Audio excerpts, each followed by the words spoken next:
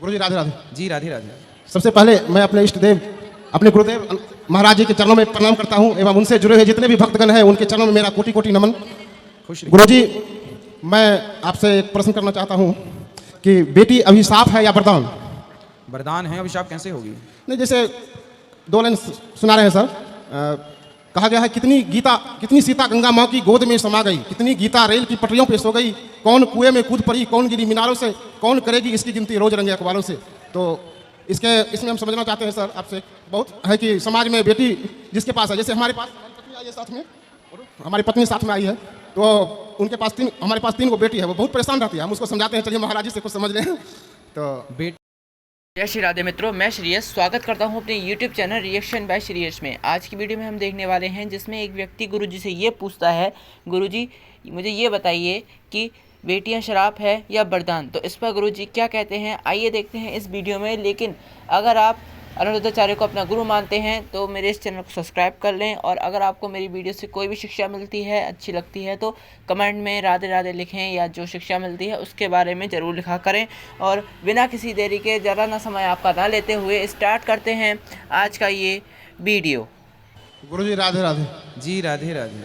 सबसे पहले मैं अपने इष्ट देव अपने गुरुदेव महाराज जी के चरणों में प्रणाम करता हूं एवं उनसे जुड़े हुए जितने भी भक्तगण हैं उनके चरणों में मेरा कोटि कोटि नमन। खुश रहिए। गुरुजी मैं आपसे एक प्रश्न करना चाहता हूं कि बेटी अभिशाप है या वरदान? वरदान है, अभिशाप कैसे होगी? नहीं, जैसे 2 लाइन सुना रहे हैं सर। कहा गया है कितनी सीता गंगा माँ की गोद में समा गई, कितनी गीता रेल की पटरियों पे सो गई, कौन कुएं में कूद पड़ी, कौन गिरी मीनारों से, कौन करेगी इसकी गिनती रोज रंगे अखबारों से। तो इसमें हम समझना चाहते हैं सर आपसे, बहुत है कि समाज में बेटी जिसके पास है, जैसे हमारे पास हमारी पत्नी आई है साथ में, हमारी पत्नी साथ में आई है, तो उनके पास हमारे पास 3 गो बेटी है, वो बहुत परेशान रहती है। हम उसको समझाते हैं, चलिए महाराज जी से कुछ समझ लें। तो बेटा भाग्य से पैदा होता है। सुनो जी, बेटा भाग्य से पैदा होता है जी, और बेटियां सौभाग्य से पैदा होती हैं। 100 मतलब 100 जी। 100 भाग्य से बेटियां पैदा होती हैं। बताओ सीता जी के भाई का नाम क्या था? आप में से कोई जानता है? माता सीता जी के भाई का नाम क्या था? कोई जानता है? कोई नहीं जानता। क्यों नहीं जानता?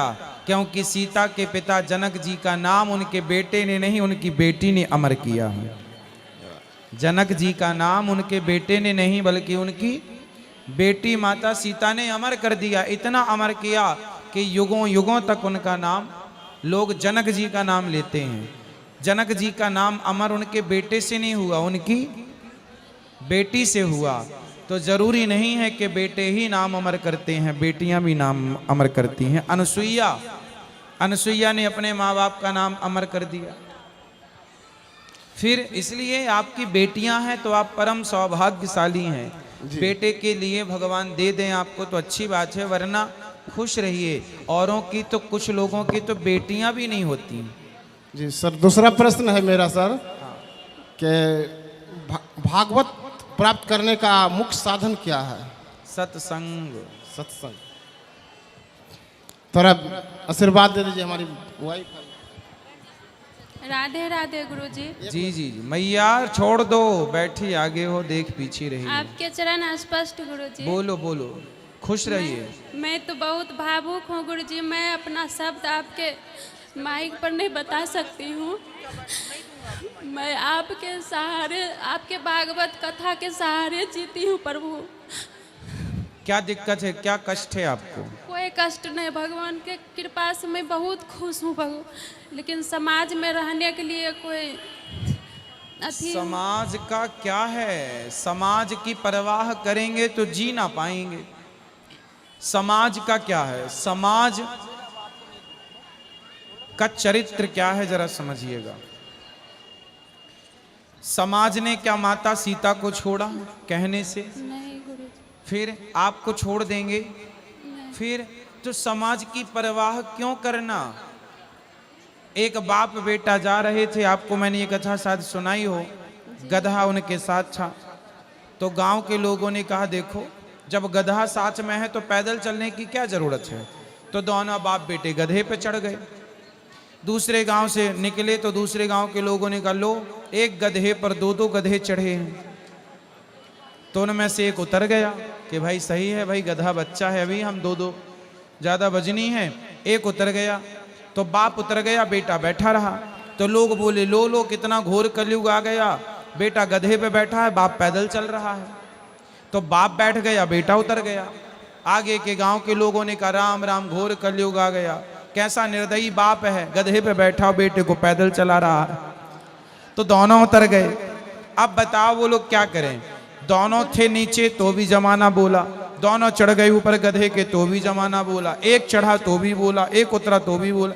जमाने का काम क्या है। अगर गुरुजी पहले मेरे प्रश्न का उत्तर दो, जमाने का काम क्या है।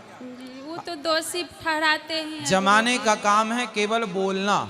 जी लोग खाए बिना रह सकते हैं, बोले बिना नहीं रह सकते। जी गुरुजी। आप जैसी कितनी बेटियां ऐसी भारत में नहीं दुनिया में हैं जिनकी केवल बेटियां हैं, बेटा नहीं है। आप उनको भी तो देखिए जिनके पास बेटी और बेटा कुछ भी नहीं है। वो कहते हैं कि हमें एक बेटी ही हो जाए। आपके तीन तीन दिया है फिर भी आप दुखी हैं। जो दिया है उसमें प्रसन्न लोग तो रहिए। यहाँ तक बोल देते हैं गुरुजी की बेटी है तो क्या, धन है तो क्या, पुत्र नहीं है तो तुम दोषी हो। लो तुम दोषी क्यों हो। बोले तेरे बेटा है तो तूने कौन सा गढ़ जीत लिया, बता दो जरा, बोल दिया करो, पलट के जवाब देना सीखो आप। दोष लगता जहाँ जरूरत है, ये सब बोलते। दोष लगता है बिना पुत्र का। काय का दोष बताओ। तो फिर मीराबाई के कौन से बेटा था, उनसे पूछ लिया करो मूर्खों से मैं कि मीराबाई को कौन से बेटा था। यशोदा मैया के बेटे का नाम क्या था।